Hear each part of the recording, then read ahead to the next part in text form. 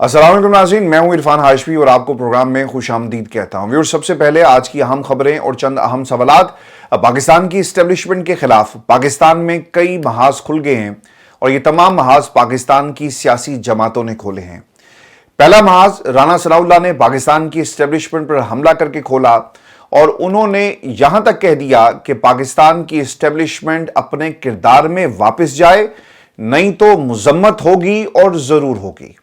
राना सनाउल्लाह ये किसकी जुबान बोल रहे हैं और फिर पार्टी में डार साहब को लेकर किस किस्म की बदबजगी थी, व्यूअर्स इसकी तफसील भी शामिल करेंगे आज की इस नशिस्त में। और फिर दूसरा हमला फजलुर रहमान ने किया और पाकिस्तान की सियासी जमातों से मुतालबा किया कि वो इमरान खान का मैंडेट तस्लीम करें और दीवार के पीछे दूसरी ताकत के बनाए गए मैंडेट को जो है वो रद्दी की टोकरी में डाल दें और अपने बलबूते पर सियासत करें, पाकिस्तान की आवाम के मैंडेट का एहतराम करें। और फजलुर रहमान पहली मर्तबा इमरान खान के हक में पार्लियामेंट के फ्लोर पर खड़े होकर बोले हैं।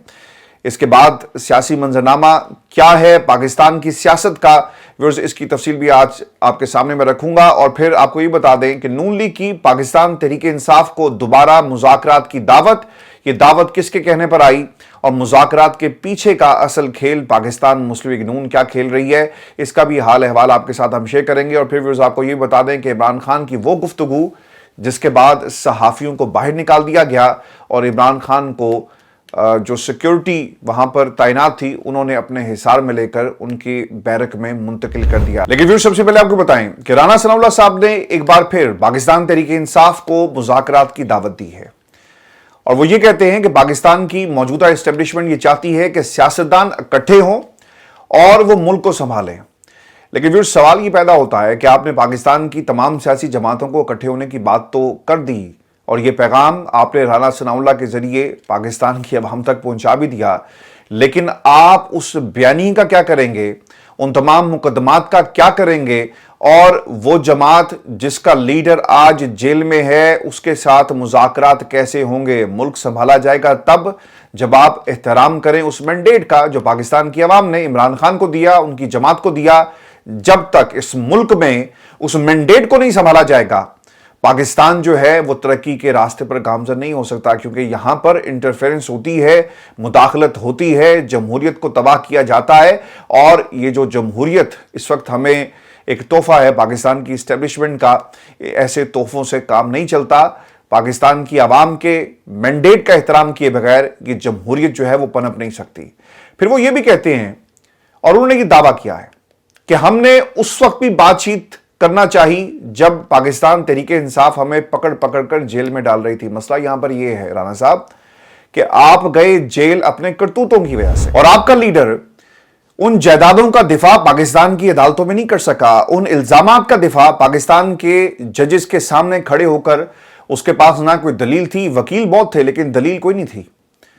और पाकिस्तान की अदालतें एक तरफ, व्यूअर्स दुनिया में किसी भी मीडिया हाउस और इंडिपेंडेंट सहाफ़ी के सवालों का ये साहब जवाब भी नहीं दे सके कि पैसा कहां से आया। बरसा बरस आप इन जायदादों में रहे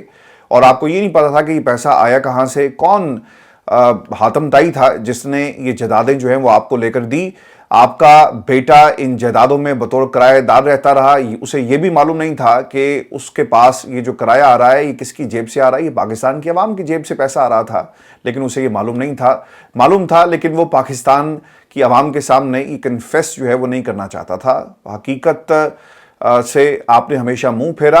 और फिर आप शोर मचाते हैं कि हमारे खिलाफ मुकदमात झूठे बनाए गए, पॉलिटिकली इन मुकदमात को जो है वो बनाया गया और ये मुकदमात अदालतों में जो हैं वो साबित नहीं हो सके। मसला यहाँ पर ये है कि 6 जजेस ने ख़त लिखा और ख़त में ये कहा कि इमरान खान के मुकदमात में हमारे ऊपर प्रेशर था और मुदाखलत हो रही थी और फिर हमें तरह तरह की अजियतें दी गई, अगवा भी किया गया, ख़ानदान के लोगों को उठाया गया, बिजलियाँ लगाई गई, कैमरे लग गए, ये सब कुछ हुआ और इमरान खान के मुकदमात में हुआ। लेकिन कभी किसी ने ये सवाल किया इन 6 जज साहिबान से कि उस मुदाखलत का जिक्र क्यों नहीं करते भाई, जो मुदाखलत करवा कर नवाज शरीफ और उसकी बेटी को रिलीफ दिया गया। वो मुदाखलत का जिक्र कौन करेगा, क्योंकि मसला यहां पर यह है कि ये इमरान खान जिन केसेस में मुदाखलत की 6 जजेस जो है वो बात कर रहे हैं, अभी इनके ऊपर फैसले होने हैं اور وہ ریلیف دے دیا گیا. اب کوئی جج کسی کو یہ کہے کہ جناب ہمارے اوپر پریشر تھا اسی لیے ہم نے نواز شریف کو اور مریم نواز کو ریلیف دیا, تو کوئی اتنی جلدی اور اتنی آسانی سے جو ہے یہ کنفیشن نہیں کرے گا. تو یہ فرق ہے رانا صاحب, آپ کا جو لیڈر ہے وہ بھگوڑا تھا, بھگوڑا ہے. جب بھی حالات مشکل ہوتے ہیں وہ پاکستان کی عوام کو پیچھے چھوڑ کر اپنی پکنک منانے جو ہیں وہ صاحب نکل پڑتے ہیں. اور انہوں نے ڈیل کی, ایک مرتبہ نہیں کئی مرتبہ, اور اب جب ڈیل کر کے پاکستان کی سیاست میں وہ دوبارہ سے بیک ڈور سے داخل ہو گئے,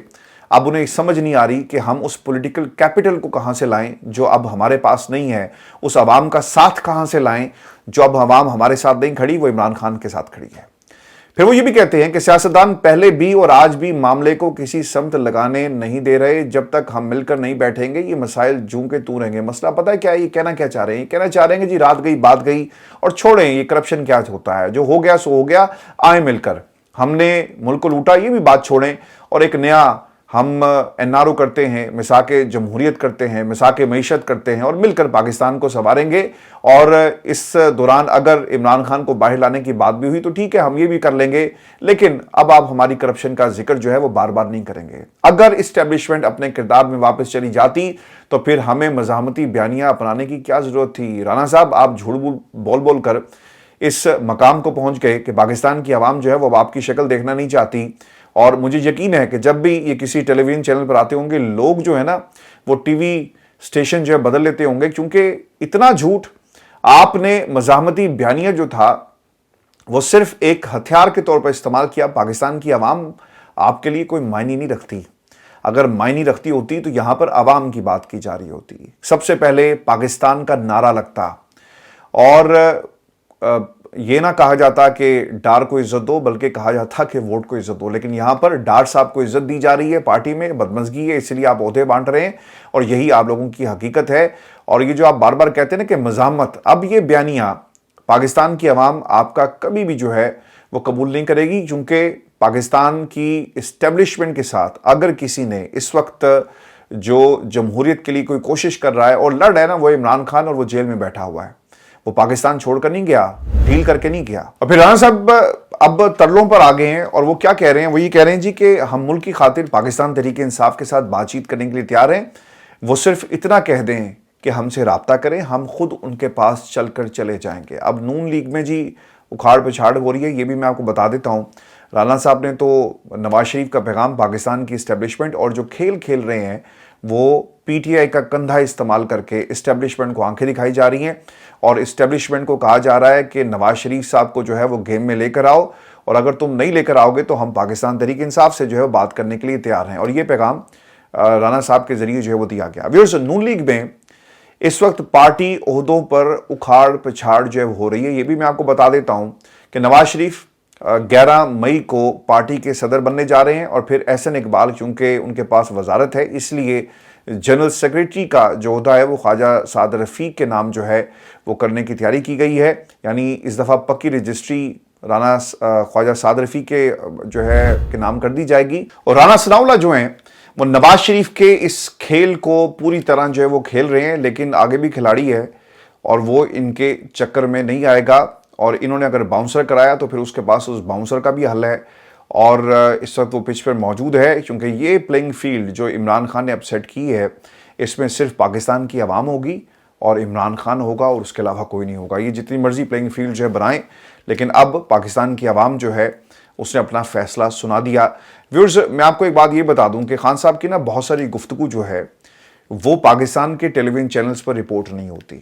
اس کی بنیادی وجہ وہ پاکستان کی اسٹیبلشمنٹ کا نام لیتے ہیں, پاکستان میں آرمی چیف کا نام لیتے ہیں, DGISI کا نام لیتے ہیں, اور پھر ان کے ساتھ جو کچھ ہوا اب وہ ڈرتے نہیں ہیں کسی سے. پہلے بھی ڈرتے نہیں تھے, لیکن آپ نے دیکھا ہوگا کہ ایک ٹائم ایسا آیا کہ خان صاحب نے نام نہیں لیے. پھر جیل میں جب انہیں ڈال دیا گیا اس وقت بھی وہ نام نہیں لے رہے تھے.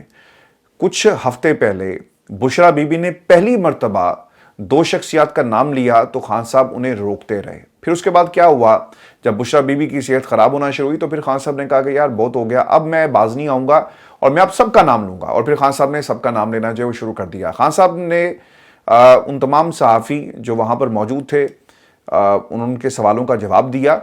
اور جب گفتگو شروع ہوئی تو خان صاحب نے کہا جی کہ آپ کو معلوم ہے کہ میرے اوپر پابندی ہے اور میں یہاں پر کوئی اگر ایسی بات کروں گا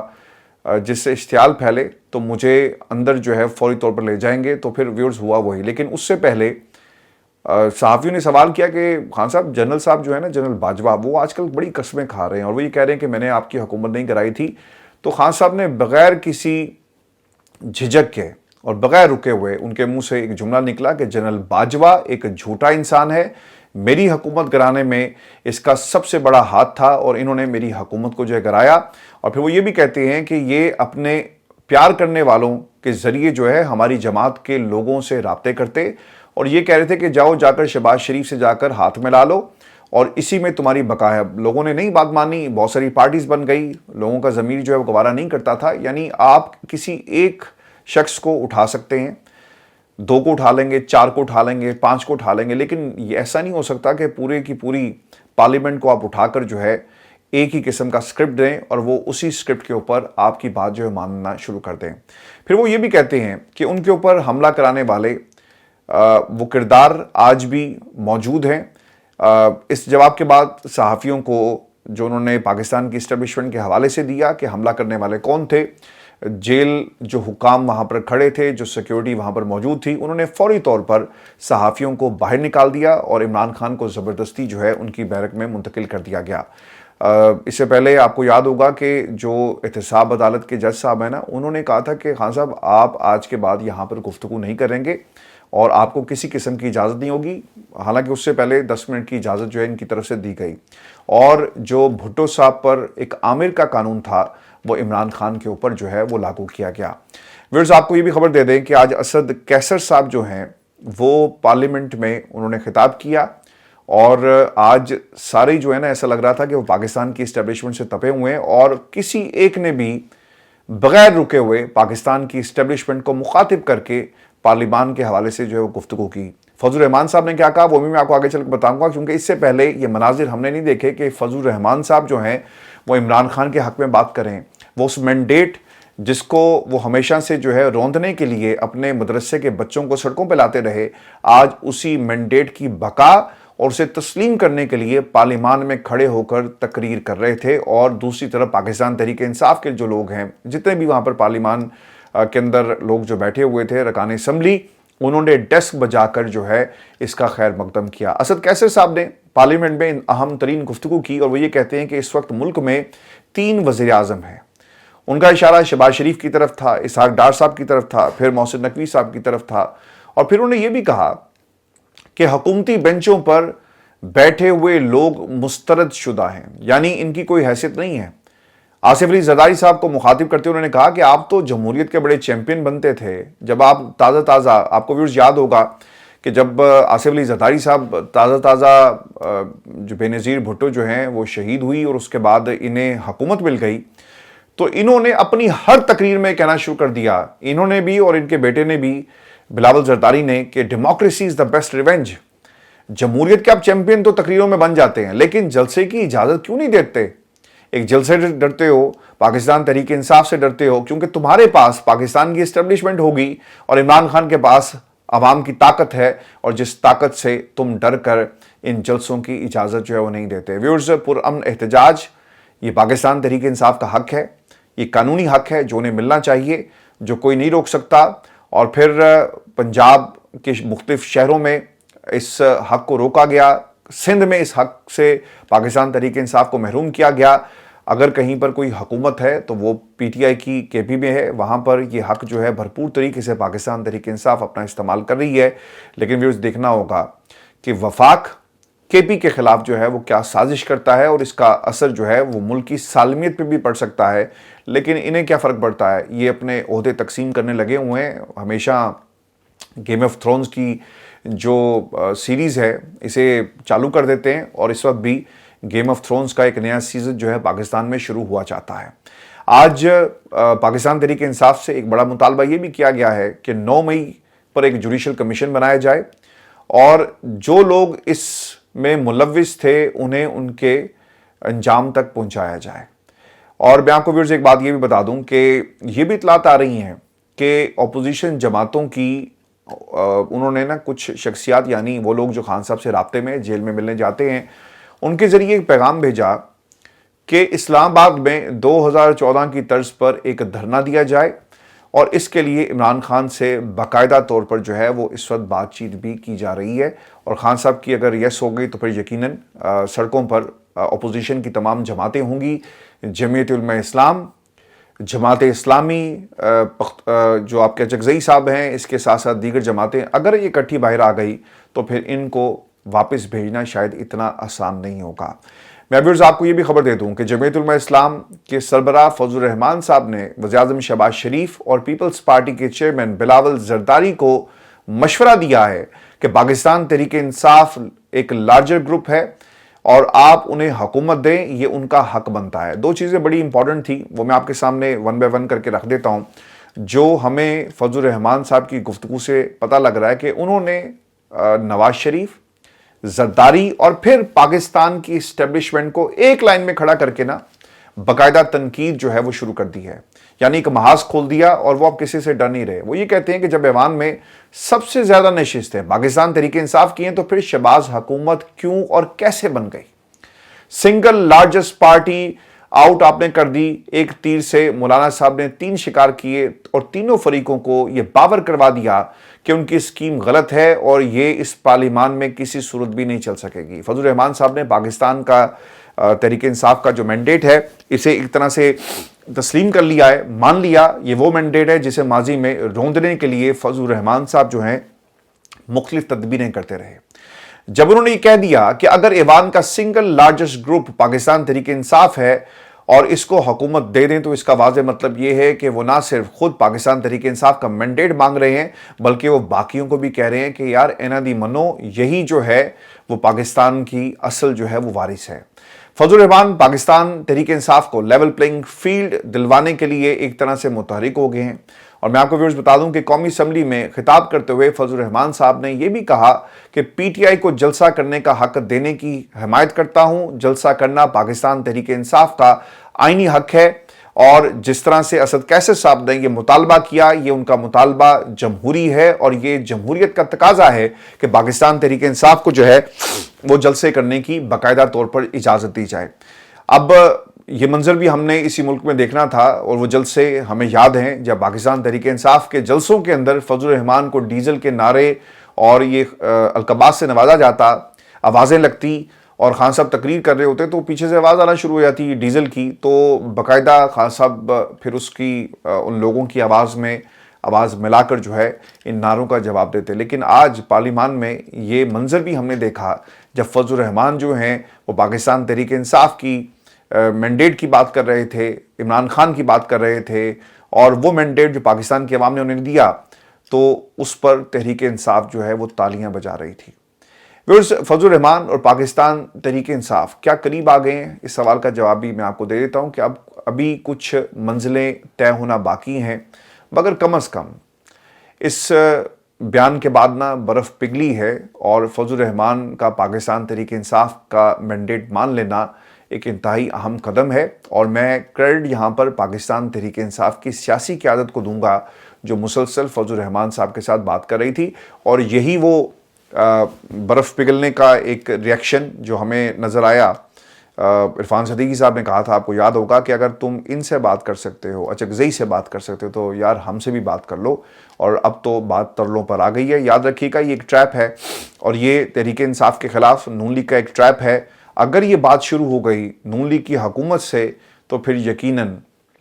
ان کی اس گفتگو اور ان کے چل کے جانے یا اس ملاقات اور مذاکرات کی میز کو یہ ایک طرح سے بارگیننگ ٹیبل میں کنورٹ کر دیں گے، اور بارگیننگ جو ہے وہ عمران خان یا باقی لوگوں سے نہیں ہوگی، مین پلیئر سے ہوگی جس کا نام پاکستان کی اسٹیبلشمنٹ ہے۔ فضل الرحمان صاحب نے پاکستان کی اسٹیبلشمنٹ کے خلاف ایک محاذ کھول دیا ہے،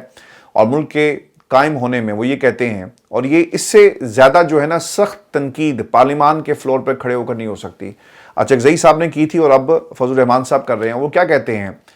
کہ ملک کے قائم ہونے میں بیوروکریسی اور اسٹیبلشمنٹ کا کوئی کردار نہیں ہے۔ یہ ملک جو ہے نا پاکستان، جنہوں نے قربانیاں دے کر یہ ملک حاصل کیا تھا نا، آپ ان کا نام بھی لینا جو ہے वो पसंद नहीं करते या नाम लेते नहीं हैं, भूल गए वो कौन लोग थे आबा अजदाद जिन्होंने अपने ख़ानदानों, अपने नस्लों के लिए अपने हाल को कुर्बान कर दिया। ये मुल्क उनकी वजह से हमें नसीब हुआ, ये पाकिस्तान की इस्टेब्लिशमेंट की वजह से ये मुल्क हमें नहीं मिला। और यही बात जो है फजल रहमान साहब कर रहे हैं।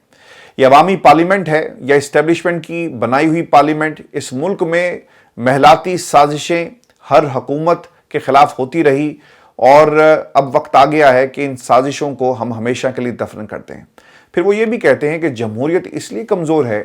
कि हमने हर मरहले पर समझौता किया। पाकिस्तान को और जमहूरियत को एक तरह से बेचा गया, अपने हाथों से अपने आका बनाए गए। सोचना ये है कि इस्टेब्लिशमेंट हमें जो नताइज बना कर देती है, अब हमें इन नताइज को कब तक कबूल करेंगे और कब तक इन नताइज पर समझौता करते रहेंगे। हम यहाँ पर एक कानून पास नहीं कर सकते। और व्यूअर्स, हमेशा से यही हुआ कि कानून आते हैं कहीं और से और फिर उन्हें पास कर दिया जाता है और पास करने वालों को ये भी मालूम नहीं होता कि उन सफ़ात में जो कानून साजी की शक्ल में उनके हवाले किए गए असल में लिखा क्या हुआ है। व्यूअर्स, फजल रहमान साहब ने पाकिस्तान की इस्टेब्लिशमेंट को एक वाज़ेह पैगाम दे दिया कि अगर हमारी जमहूरियत को कबूल नहीं करोगे तो फिर हम तुम्हारी ताकत को भी किसी सूरत भी कबूल नहीं करेंगे। और पार्लियामेंट के फ्लोर पर खड़े होकर इस्टेब्लिशमेंट को एक तरह से ललकारा है। सियासतदान अमूमी तौर पर आपने देखा होगा कि जलसों में, प्रेस कॉन्फ्रेंसेस में आपको इस किस्म की बात करते हुए नजर आते हैं, लेकिन फजल रहमान का पार्लियामेंट के फ्लोर पर खड़े होकर ये पैगाम देना तमाम सियासी जमातों की तरफ से इसे पैगाम समझा जाए, क्योंकि वो लोग जो इस्टेब्लिशमेंट की सियासत करते हैं अब उन्हें भी सोचना पड़ेगा कि हमें अब इस्टेब्लिशमेंट की नहीं बल्कि अवाम की सियासत करनी है। फजल रहमान साहब पाकिस्तान तहरीक इंसाफ को क्या पैगाम दे रहे हैं? व्यूअर्स, इस सवाल का जवाब भी मैं आपको दे देता हूँ कि अगर तुमने डील की ना, यानी पैगाम ये है कि अगर पाकिस्तान तहरीक इंसाफ समेत अगर कोई दूसरी जमात भी डील करेगी तो फिर हम उसके खिलाफ भी बरसे पैकार होंगे, उनकी सियासत ख़त्म होगी और फिर हम उन्हें पाकिस्तान की इस्टेब्लिशमेंट की तरह पीछे धकेल देंगे। अब व्यूअर्स, आपको ये बता दें कि जो फजल रहमान साहब हैं ना, उन्होंने जो आखिरी वार किया है वो इलेक्शन पर था और उन्होंने इलेक्शन के नताइज के हवाले से क्या कहा। वो ये कहते हैं कि मुल्क भर की इलेक्शन के जो नताइज थे वो अपनी मर्जी से लिए गए, कोई हमें ये समझाए तो सही कि ये हो क्या रहा है। उन्होंने मजीद ये भी कहा कि कोई लाहौर के नताइज से क्या मुतमईन है, सियासतदान कब तक इस्टेब्लिशमेंट के बनाए गए नताइज पर समझौता करते रहेंगे और इन दरवाज़ों के पीछे जो बैठकर भीख मांगते हैं, क्या उनकी सियासत जो है वो पाकिस्तान की आवाम अब उसे मज़ीद एक्सेप्टेंस की उनके पास कोई गुंजाइश है। और फिर उन्होंने दीवार के पीछे कुव्वतों को भी ललकार कर ये पैगाम दे दिया कि आज के बाद पाकिस्तान के फैसले जो हैं वो पाकिस्तान की आवाम करेगी, पार्लियामान करेगी। और अब वक्त आ गया है कि सियासतदान इस हवाले से ज़रूर सोचें, क्योंकि अब अगर हमने जमहूरियत के लिए कुछ ना किया तो फिर शायद बहुत देर हो जाएगी। व्यूअर्स, ये जितनी तकरीरें हुई फजल रहमान समेत पाकिस्तान तहरीक इंसाफ और जो आज हमने मंजर देखा पार्लियामान के फ्लोर के ऊपर, ये पैगाम है कि अब ये आखिरी मार्का है और अगर पाकिस्तान की सियासी जमातों का जो मैंडेट है उसे कबूल ना किया गया तो फिर मामलात जो हैं वो ऐवान में नहीं बल्कि मैदान में होंगे। और अब पाकिस्तान तहरीक इंसाफ समेत जो दीगर जमातें हैं वो मैदान में आने की बाकायदा तैयारी कर रही हैं। व्यूअर्स, ये शो था आज का हमारा। आपने कमेंट्स भेजिएगा, चैनल को ज़रूर सब्सक्राइब करें। इजाज़त दीजिए, अल्लाह ने के बाद।